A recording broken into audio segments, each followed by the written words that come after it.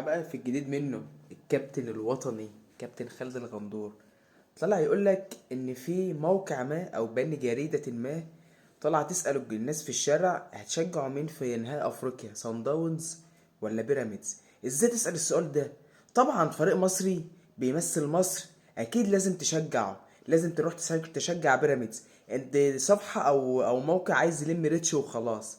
يا راجل يعني انت لو كان الاهلي اللي كان بيلعب مكان بيراميدز كنت هتروح تشجع الاهلي؟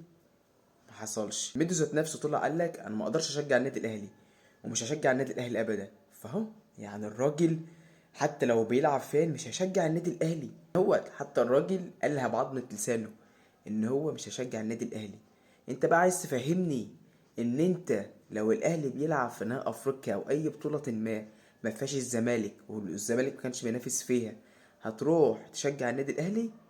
انا عايزك تقول لي بس، هل كابتن خالد الغندور كان هيروح يشجع النادي الاهلي ولا هو هيشجع بيراميدز عشان بيراميدز والزمالك حبايب؟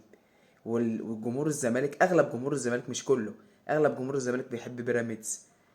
فيا كابتن يا خالد الغندور يا كابتن، طيب انا عايزك بقى تيجي في مره مثلا الاهلي يكون متاهل في بطوله تيجي تقول طبعا انا هروح اشجع النادي الاهلي. ما تقدرش تقولها، ما تقدرش تقولها، جمهور الزمالك هيطلع هيبهدلك، مش هتقدر.